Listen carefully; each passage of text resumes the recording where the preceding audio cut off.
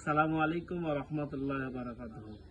আমাদের বাংলাদেশে গতকালকে বিভিন্ন জেলা এবং ফেসবুক ইউটিউবে ফিলিস্তিনের পক্ষে হয়ে ইসরায়েলের বিরুদ্ধে প্রতিবাদ মিছিল শহর অঞ্চলে ঢাকায় অনেক জায়গায় হয়েছে, কিন্তু দুঃখজনক একটা বিষয়, আমরা মুসলমান, আমার ফিলিস্তিনি মুসলমানদের উপর যে মর্মান্তিক যে ঘটনাগুলো হচ্ছে এগুলো আমরা তীব্র প্রতিবাদ এবং নিন্দা জানাই।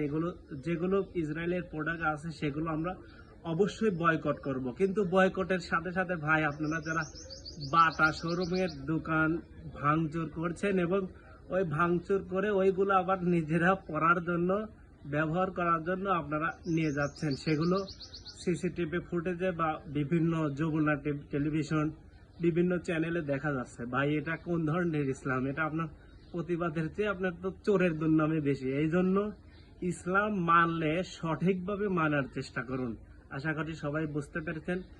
ইসলাম এমন একটা ধর্ম যেটাতে কোনো সলযাত্রী বা দুই নাম্বারই নাই। আমার দল বা আমার মতে দুই নাম্বারই হাজার থাকতে পারে, কিন্তু আল্লাহ এবং নবী, কোরআন এবং হাদিসে কোনো ভুল নাই। এই জন্য ইসলামকে ইসলামের পক্ষে থেকে ইসলাম এবং রাজনীতি দুইটা আলাদা রাখেন। রাজনীতি একটা, ইসলাম আর একটা। এই জন্য দুটোকে এক জায়গায় করে আর একজনের সম্পদ লুটার নাম, এটা ইসলাম না। এই জন্য সাবধান, চোরের মায়ের বড় গলা হওয়ার চাইতেন আপনারা সাবধান হয়ে যান। আশা করি বুঝতে পেরেছেন। আসসালামু আলাইকুম।